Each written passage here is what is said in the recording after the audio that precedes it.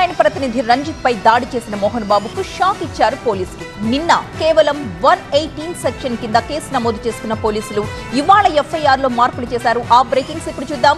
మోహన్ బాబుపై హత్యాయత్నం కేసు నమోదైంది.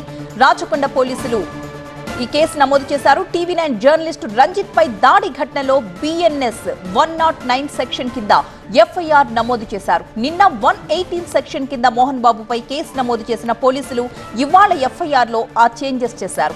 మోహన్ బాబుపై హత్యాయత్నం కేసు నమోదు చేయాలంటూ జర్నలిస్టులు పెద్ద ఎత్తున ఆందోళనలు నిర్వహించడంతో లీగల్ ఒపీనియన్ తీసుకుని సెక్షన్ ని మార్చారు పోలీసులు. బిఎన్ఎస్ 109 సెక్షన్ కింద మోహన్ బాబుపై హత్యాయత్నం కేసు నమోదు చేశారు.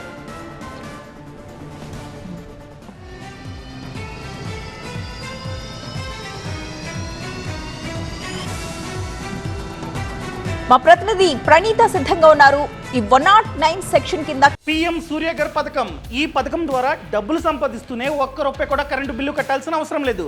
అది ఎలాగో తెలుసుకుందాం అనుకుంటున్నారా? అయితే ఫ్రీడమ్ యాప్ ని డౌన్లోడ్ చేసుకోండి. కేసు నమోదు చేయడానికి సంబంధించి ఫుల్ డీటెయిల్స్ అందించడానికి ప్రణీత.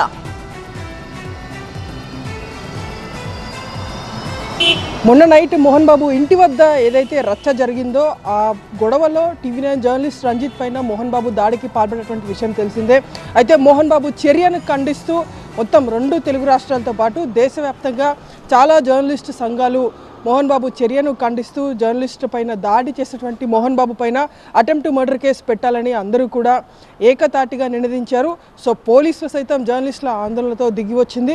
మొదట మోహన్ బాబు పైన ఉద్దేశపూర్వకంగా దాడి చేసినటువంటి కేసు అంటే 118/1 సెక్షన్ కింద మొదట మోహన్ బాబు పైన పహాడి షరీఫ్ పోలీసులు కేసు నమోదు చేశారు. సో ఇన్సిడెంట్ జరిగినటువంటి వెంటనే రంజిత్ అక్కడికి వెళ్ళి కంప్లైంట్ చేయడంతో పోలీసులు మొదట 118/1 కింద పెట్టారు. అయితే మొత్తం నిన్న రోజంతా కూడా జర్నలిస్టు సంఘాలు దేశవ్యాప్తంగా కూడా నిరసనలు చేపట్టాయి, ఆందోళన చేపట్టాయి. మోహన్ బాబు పైన అటెంప్ట్ మర్డర్ కేసు పెట్టాలి, ఖచ్చితంగా అతన్ని హత్యాయత్నం కింద ఆయన మీద కేసు నమోదు చేసి ఆయన్ని అరెస్ట్ చేయాల్సిందిగా జర్నలిస్ట్ సంఘాలు అందరూ కూడా డిమాండ్ చేశారు. జర్నలిస్టులు రోడ్లెక్కి నినదించారు. సో జర్నలిస్టుల ఆందోళనతో పోలీస్ శాఖ కూడా దిగి వచ్చింది. ఇవాళ ఉదయం లీగల్ ఒపీనియన్ తీసుకున్న తర్వాత మోహన్ బాబు పైన హత్యాయత్నం కేసు పెట్టింది. బిఎన్ఎస్ 109 కింద మోహన్ బాబు పైన సెక్షన్ని ఆల్టర్ చేశారు. మొదట నమోదు చేసినటువంటి 118/1కి ఇప్పుడు 109ని జోడించారు పహాడి షరీఫ్ పోలీసులు. సో ఈ సెక్షన్ ఆల్టర్ చేసేందుకు కూడా జర్నలిస్టుల ఆందోళనతో పాటు పోలీసులు సైతం లీగల్ ఒపీనియన్ తీసుకున్నారు. ప్రజెంట్ ఆ రోజునటువంటి ఇన్సిడెంట్లో ఇప్పుడు మనం చూసినటువంటి ఈ మైక్ ఏదైతే ఉందో ఇదే మైక్తో జర్నలిస్ట్ రంజిత్ పైన ఏ విధంగా మోహన్ బాబు అటాక్కి పాల్పడ్డారో అందరూ కూడా చూశారు. సో మొత్తం విజువల్స్ అన్నీ కూడా చాలా లైవ్లో వెళ్ళాయి. మోహన్ బాబు దాడికి పాల్పడినటువంటి స్టేట్ నుండి ఏ విధంగా ఈ మైక్ ఇప్పుడు ప్రజెంట్ ఈ మైక్తోనే జర్నలిస్ట్ రంజిత్ పైన దాడి చేశారు.